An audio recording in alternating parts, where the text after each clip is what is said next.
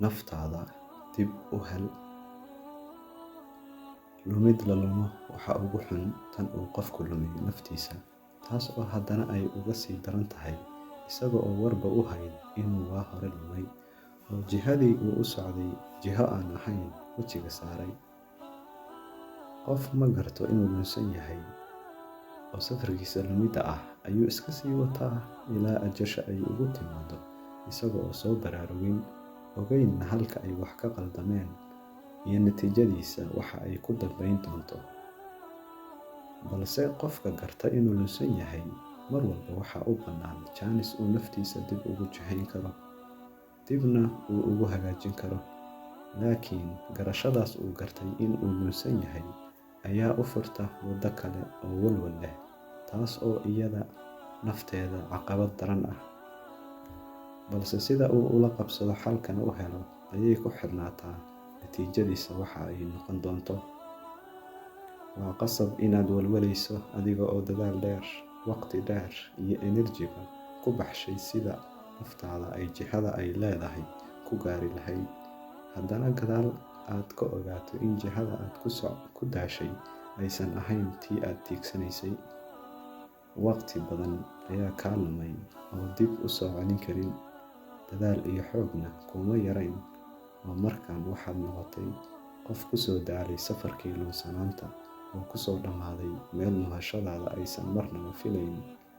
Waa niyad jab xun runtii. Dadka qaarna isla meeshaas ayay ku go'aansadaan inaysan horay u socon karin, ayna ku qasban yihiin inay rarkooda ku furtaan halkaas ay jihada uga luntay, isla meeshaasna ay jihadooda u beddeshaan. Wax walba oo la sameeyo laba dhinacba waa yeeshaan, dhinac khasaaro iyo dhinac faa'iidaba. Balse waxay ku xiran tahay sida aad u aqbasho natiijadaas aadan dooran, balse danta kugu qasabtay. Dadka qaar waa u aayaan oo farxad iyo wax aysan ka filayn jihada ay u socdeen ayay ka helaan.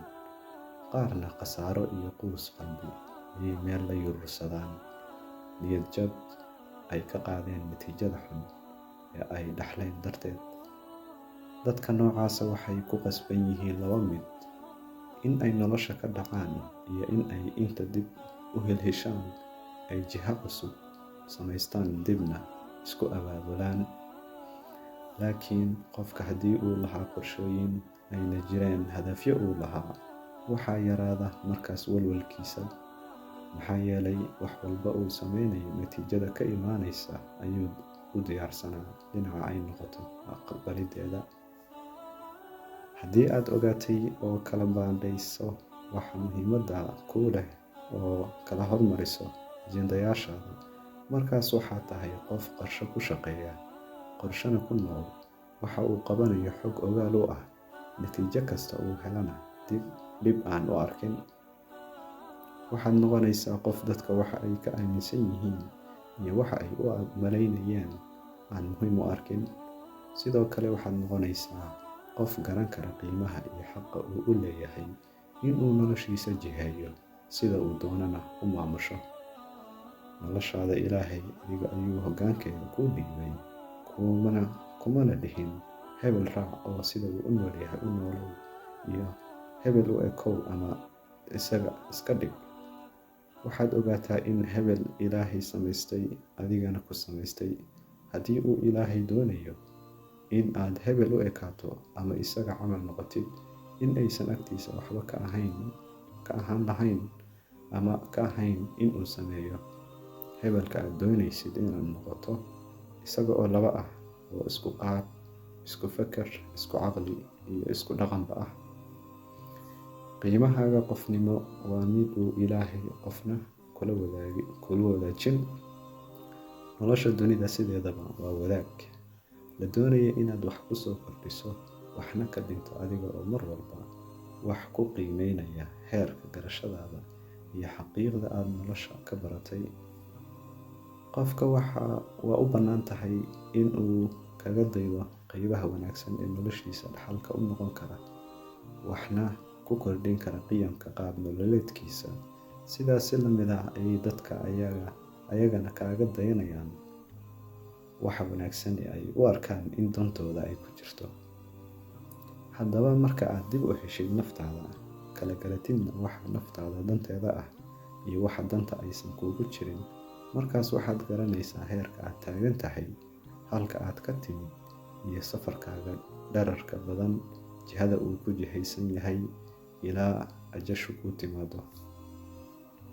Intaas marka aad garato, waxaa yaraanaya walwalkaaga, waxaa kobcaya qaab fikirkaaga, waxaad noqonaysaa qof ay u xisaabsan tahay tallaabo walba uu qaadayo. Garashana waxaad u yeelanaysaa tallaabo walba iyo ficil walba natiijada aad kala kulmayso inta aadan samayn. Waxaa hagaagaya doorashadaada, waxaa degaya qalbigaaga oo walwal kuma noolaatid. Waxaa yaraanaya quusashadaada iyo canaanta aad naftaada kala duldhacdo. Waxaa badanaya farxadaada iyo mahadinta naftaada. Waxaa kordhaya kalsoonidaada. Wejigaaga mar walba astaan dhoola caddayn ayuu yeelanayaa. Waxaa yaraanaya filashada sababta niyad jab kugu dhici lahaa. Waxaa kuu dhismaya darbi difaac aan la dumin karin leh.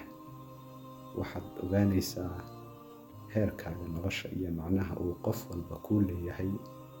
Waxaad ku faanaysaa naftaada, waxaana mahadinaysaa meesha aad soo gaartay oo mar kula ahayd buur fuulitaankeeda aysan kuu soo roobin.